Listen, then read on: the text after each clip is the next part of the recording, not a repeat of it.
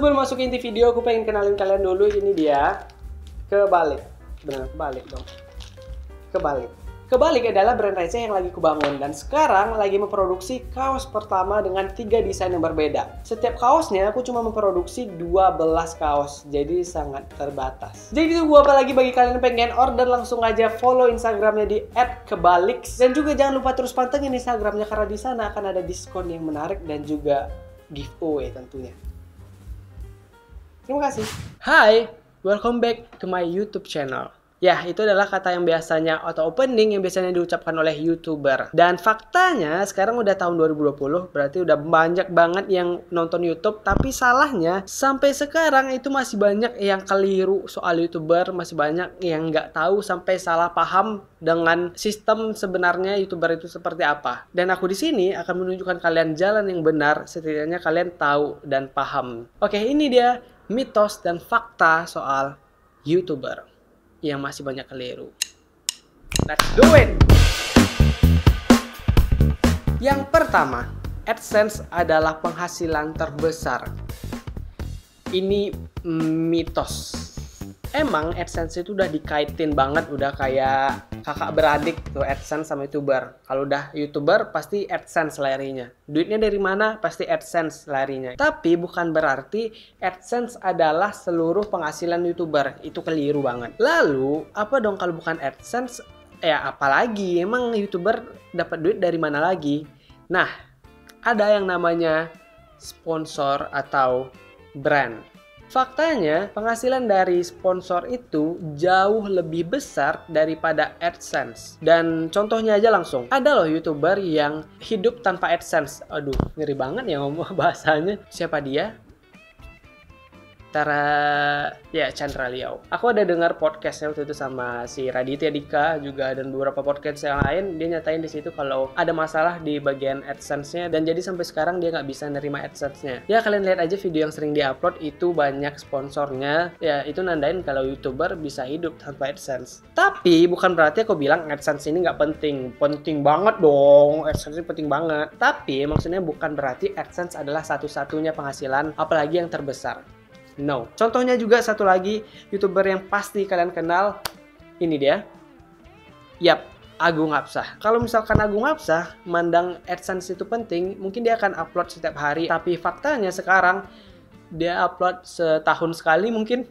Dan pasti videonya ada sponsornya. Selanjutnya, apakah untuk menjadi seorang YouTuber harus memiliki peralatan atau kamera yang bagus?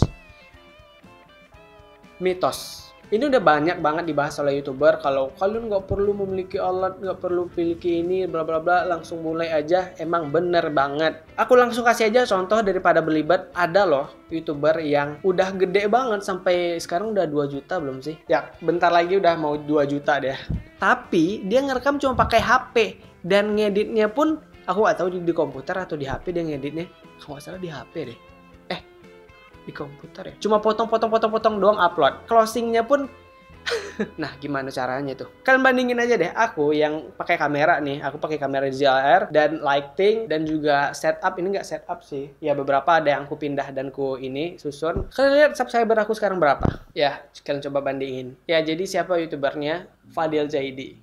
Dari awal dia ngupload sampai sekarang itu nggak ada kualitas video yang dia tingkatkan. Nah, tapi bukan berarti cara ini harus kalian terapkan. Enggak banget. Ini kayak ekstrem banget loh. Kalian harus punya beberapa hal yang menonjol banget sehingga kualitas itu nggak terlalu diperhatikan. Malah jadi ciri khas. Orang lebih suka yang begitu daripada kualitasnya ditingkatkan. Menurutku untuk memulai jadi YouTuber itu harus ada satu hal yang kalian tonjolkan. Mau dari kualitas, kalian bisa ngedit atau kalian punya peralatan yang banyak, kalian tonjolkan itu berarti kalian menang di kualitas. Atau misalkan kalian nggak ada kualitas, pakai HP aja, tapi kalian punya cerita yang bagus, misalkan kehidupan kalian yang menarik, atau ada aktivitas yang kalian rasa itu tuh menarik banget, kalian bisa menang di cerita, atau enggak kalian bisa menang di sensasi. tapi sensasi yang baik ya. Contohnya misalkan kayak prestasi. Ya, kalau kalian punya hal yang seperti itu, kalian bisa untuk mulai YouTube. Tapi kalau misalkan standar-standar aja, misalkan kayak HP standar, cerita nggak ada, sensasi nggak punya, atau segala macam, ya susah sih. Karena ini namanya media. Media itu orang nggak suka yang biasa-biasa aja. Benar banget, orang nggak suka yang biasa-biasa aja. Ibarat kalau kalian punya muka, kalian harus ganteng. Kalau nggak ganteng, kalian harus jelek gitu. Kalau kalian muka kalian standar, ya bosen. Bener gak sih? Nah, selanjutnya, apakah subscriber mempengaruhi viewers? Nah, ini aku bisa bilang fakta dan mitos sih.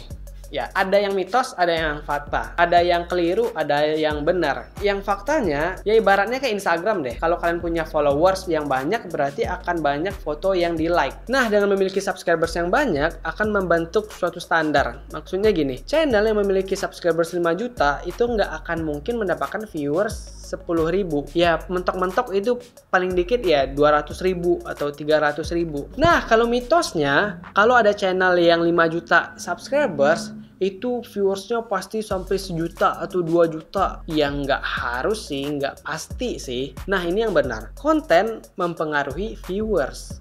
Mungkin kalian pernah ngelihat channel yang 10 juta tapi viewersnya cuma 700.000 atau 400.000. Ya mungkin dia tidak menerapkan konten yang baik saat itu sehingga viewersnya stuck di standar dia. Dan juga mungkin kalian pernah ngelihat channel yang subscribersnya itu cuma 2 juta tapi viewersnya udah sampai 1 juta atau 1.500.000 setiap ngupload. Nah, karena saat itu dia menerapkan konten yang bagus, yang menarik banyak viewers sehingga penontonnya itu nggak hanya stuck di standar yang dia punya gitu. Selanjutnya, apakah video yang udah bisa muncul iklan langsung bisa ditarik uangnya?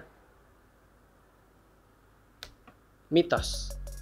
Di YouTube itu ada standar penarikan. Jadi kalian harus bisa mencapai $100 baru bisa ditarik uangnya. Mungkin kalian pernah ngedengar atau ngelihat ada channel yang udah 100 ribuan tapi dia belum bisa narik uang AdSense-nya, belum bisa megang itu hasil AdSense-nya. Nah, jadi AdSense ini banyak syaratnya dan banyak yang harus diurus. Biasanya itu lain-lain beruntungnya ya. Ada yang baru-baru buat channel dan tiba-tiba dia langsung bisa ngurus semua syarat itu dan bisa ngasilin iklan di videonya. Dan juga kalian juga pernah ngelihat ada channel yang mungkin masih 5.000 subscribers tapi udah bisa megang uangnya, tiba-tiba dia buat video gajian dari YouTube gitu-gitu. Saat itu videonya mungkin lagi meledak, lagi banyak yang nonton dan pas banget dia udah disetujui oleh iklan. Jadi iklan langsung nempel ke video yang viewersnya lagi meledak itu sehingga AdSense-nya itu langsung mencapai $100 dan dia bisa tarik uang itu gitu. Dan contohnya deh yang paling jelas channelku ini.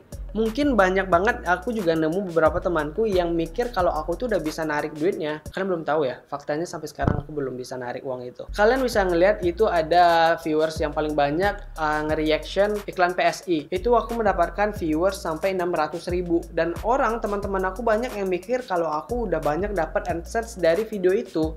Tapi faktanya saat video iklan PSI itu udah stuck, udah kayak 600 doang terus naiknya dikit-dikit doang viewersnya, baru deh iklan masuk ke channel aku. Jadi kalau misalkan saat baru-baru banyak yang nonton, waktu itu juga udah ada iklannya, ya mungkin aku udah bisa narik uangnya, mungkin aku udah bisa mendapatkan AdSense dari video itu. Ya dari 0 sampai 600.000 kemarin itu nggak ada iklannya dan nggak ada yang diduitin. Selanjutnya, jadi YouTuber itu mudah, tinggal buat video doang.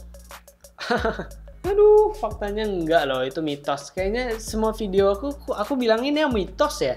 Mitos sekali, sangat mitos. Menjadi YouTuber itu banyak banget yang harus dipikirkan. Kalian akan stuck saat kalian kehabisan ide. Kalian akan ngerasain rasanya bingung saat ide itu udah hilang dan kalian harus buat video. Otak kalian akan rasanya mau pecah saat kalian udah bingung mau buat video apa lagi.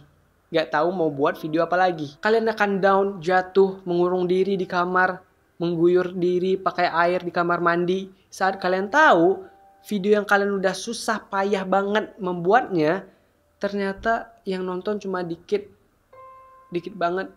Saat uploadan pertama kalian akan mikir kalau video kalian akan langsung booming, viral, dan ternyata tidak.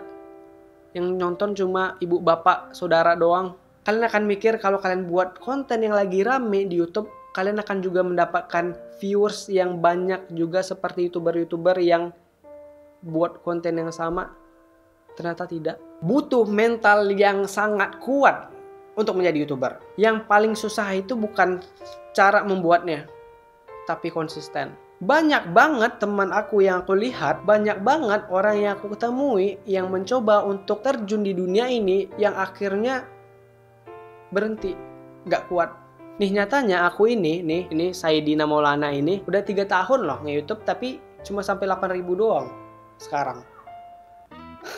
So ya gitu aja fakta dan mitos soal YouTuber, dan semoga kalian setelah nonton video ini kalian sudah menemui jalan yang lurus, sehingga kalian kalau nemu YouTuber atau nonton YouTube kalian nggak langsung berpikiran negatif kayak ini apa sih channel kok cuma segini, udah segini, bla bla bla bla bla. Setidaknya kalian udah paham sedikit dan nggak langsung ngehujat gitu. Ya semoga semakin dalam ilmu kalian soal YouTube, dan mungkin ada yang pengen jadi YouTuber. Tapi ingat, siapkan mental yang kuat. I'm Saidi from BIC. Thanks for watching this video. Don't waste your time.